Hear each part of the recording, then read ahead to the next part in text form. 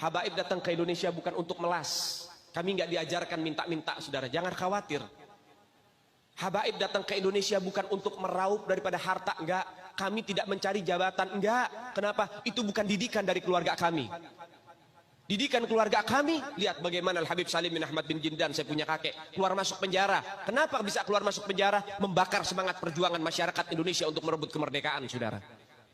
Al-Habib Ali bin Abdurrahman Al-Habsyi Kuitang, beliau yang memfatwakan ketika tanggal 17 Agustus Soekarno membacakan teks proklamasi mendeklarasi daripada kemerdekaan Indonesia. Beliau di hari Jumat itu, ba'da Jumat beliau fatwakan, sekarang saya fatwakan setiap tanggal 17 Agustus wajib pasang bendera merah putih di rumah-rumah kalian. Siapa yang nyuruh? Itu fatwa Habib Ali bin Abdurrahman Al-Habsyi Kuitang. Bendera merah putih, siapa yang memberikan instruksi kepada Bung Karno untuk membuat bendera merah putih sebagai bendera Indonesia? Itu adalah fatwa Al-Habib Idrus bin Salim Al-Jufri Palu Al-Khairat. Lambang negara Garuda, siapa yang buat? Al-Habib Asy-Syarif Hamid Al-Gadri dari Pontianak, keluarga baginda Nabi Muhammad. Lagu 17 Agustus, Pramuka, lagu syukur, siapa yang buat? Al-Habib Husain Al-Mutahhar dari Semarang, dzurriyyat baginda Nabi Muhammad.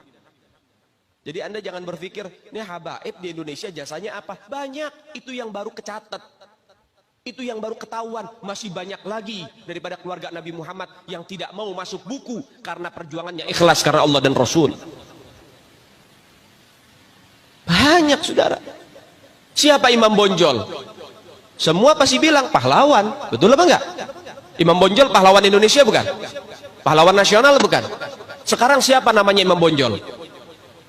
Al-Habib Muhammad Syahabuddin, beliau habaib dari kalangan bin Syahab. Imam Bonjol itu bin Syahab, masih daripada kakeknya Habib Rizik, saudara sekalian. Itu keluarga daripada Nabiuna Muhammad, keturunan Sayyiduna Muhammad. Banyak lagi dari kalangan para dzurriyyat Nabiuna Muhammad sallallahu alaihi wasallam yang jasanya besar di Indonesia, tapi kita nggak ada yang tahu. Kenapa? Karena itu kami nggak cari popularitas. Kami nggak cari madah pujian. Kami nggak cari tempat kedudukan. Yang kami cari ridho Allah dan Rasulnya. Sehingga hal ini perlu diungkap, saudara sekalian.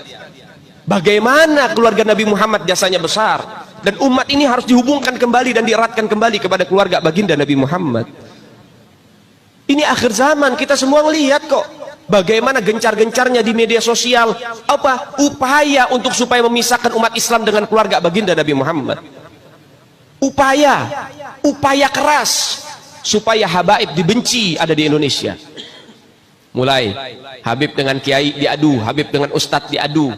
Mulai ada hal-hal semacam itu. Apa? Dendam politik, saudara. Gak keluar dari situ. Karena dendamnya kepada Habib Rizik sehingga akhirnya demikian. Habib Rizik itu siapa? Keluarga Nabi Muhammad, keturunan Nabi Muhammad, cucunya Nabi Muhammad. Beliau bukan penjahat kok, bukan koruptor. Beliau nggak pernah bawa lari uang rakyat. Beliau nggak pernah ngerugiin negara. Beliau tidak pernah mencemarkan nama baik negara. Beliau itu bukan penjahat, saudara. Bukan penjahat. Apa masalahnya dia? Sehingga dicecar sedemikian rupa. Cuman masalah prokes doang 4 tahun, saudara. Berapa banyak di luar sana pejabat, aparat, bahkan rakyat yang melanggar prokes gak ada yang ditahan. Kenapa cuman Habib Rizik yang ditahan? Ini upaya untuk supaya umat Islam benci terhadap keluarga baginda Nabi Muhammad. Hati-hati, saudara sekalian. Nabi bilang, man mata ala bugdi ahlul bait mata yahudian atau nasranian. Siapa orang yang mati membawa benci kepada keluarga baginda Nabi Muhammad, dipastikan mati dalam keadaan Yahudi ataupun Nasrani, atau dalam bahasa daripada sederhananya mati dalam keadaan murtad. Sahabat tanya, wa in sama wa shalla ya Rasulullah, walaupun orang itu puasa, walaupun orang itu sholat, apa tetap hitung mati murtad? Apa kata Nabi? Wa in sama wa shalla, walaupun orang itu puasa, walaupun orang itu sholat, kalau dia mati bawa benci kepada keluarga Nabi Muhammad, dipastikan mati dalam keadaan murtad.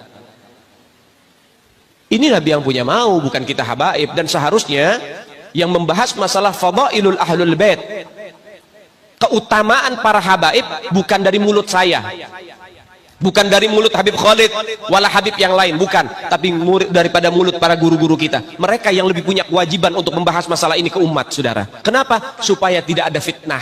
Kalau saya yang bicara begini akan ada pertanyaan, itu maunya Habib, itu maunya dia, itu mah dalil buat-buatan dia. Terserah Anda.